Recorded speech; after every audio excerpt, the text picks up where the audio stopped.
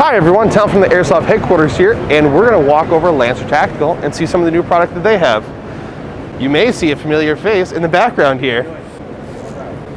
We're going to meet up later. Anyway, today we're going to walk through some of the new products from Lancer Tactical and what we can see in 2022. So let's get to it. All right, very quickly before we get into the products, I have Andy from Lancer Tactical, which is going to break down and give you guys like the history of Lancer Tactical. So, Andy, why don't you take it away? Yeah, so my name is Andy with Lancer Tactical. Lancer Tactical was developed in 2015. When we first launched our Gen 1s, as everybody knows, they weren't the best. We had some issues. Yep. From there, we took all the information that we got from our players and we stepped it up with the Gen 2s. Gen 2s has been by far greater quality, everything compared to Gen 1s. And then recently we launched our Gen 3s. Now with the Gen 3s, again, those come with the Zion Nebula board. It's programmable, has binary, burst mode, and full auto. And those are available already.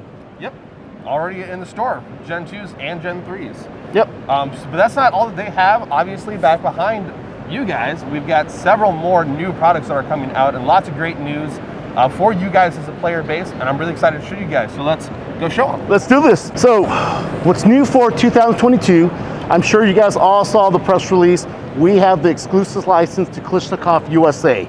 Here are some of our samples. We have the KR103, KR104, also the PK19, and I would anticipate us to get this launched by third quarter of this year. Excellent.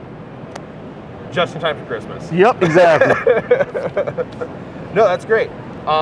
Especially with quarter three, a lot of our outdoor players are still going to be in that outdoor phase. Yep. So especially with those long gun AKs, and maybe even the guys that want to do the Impressionist kit for AKs. Correct. Great, awesome system for those.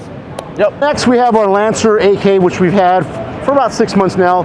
This is the LT53, the LT50. Now, these are all stamped steel and also come with the electronic trigger system. So one of the greatest things that I'm looking forward to for these new AK lineup series, not only for that metal receiver, obviously with a little more weight, a little more realistic of a feel, but the fact that these are going to be coming with very accurate materials as far as that real wood handguard and stock system, accurately colored magazines for all you AK nerds, and then having that metal receiver, just like with the Gen 3s and some of the Gen 2s, with that metal receiver, it's metal, but it's not overly weighty. It has, you can feel it's there, but it's not overly encumbering. Correct. I really like that about these. Yep. So Andy, tell me what's going on with these guys?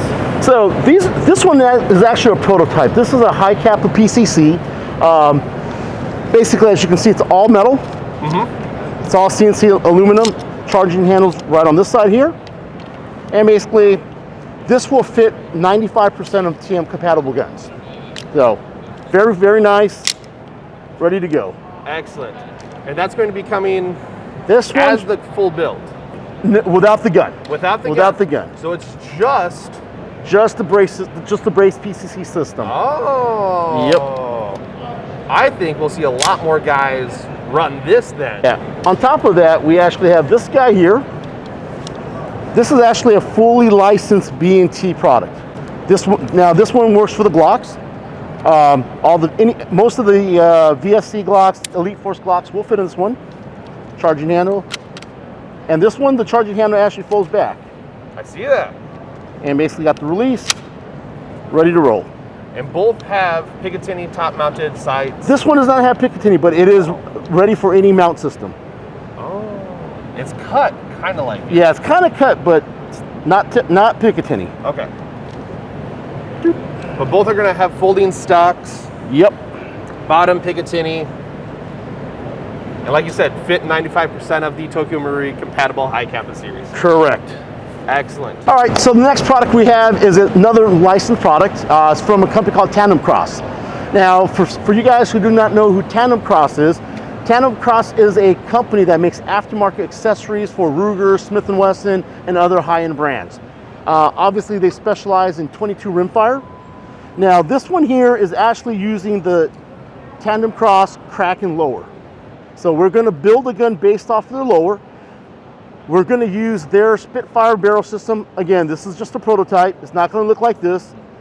But we're going to include all the bells and whistles. You got the thumb rest, you got the magazine release, you got the safety, another thumb rest. So we're going to build a full race gun out of the box. And this one is we'll have a working prototype by July. And once we get the working prototype, I would say by fourth quarter, we should have something to market. So next we have our Strike. This is a 5.1 TM compatible gun, 100% compatible. We have our own design of the slide. And like I said, this is our first 5.1 high capper. Now, this is already available for all you guys. Map on this, I believe, is 189. Under the Zion Arms brand, now this is my baby because this was my first licensed product. So this is licensed from a company called RD Precision. Now, RD Precision basically has a patent on an M4 platform without a buffer tube.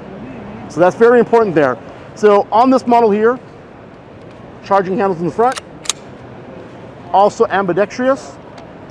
As you can see, it has the bolt release. And on the rear has a Picatinny rail, so you can put any brace stock that uses Picatinny. This also comes with a Nebula programmable board. This is going to be released probably by March of this year, and MSRP on this right now is $299. We have another guy here. This is just for SHOT Show. As you can see, this one is laser engraved, just to give it a little different look. And still under the Zion Arms brand, we have this one here. We call this one the Mod 01.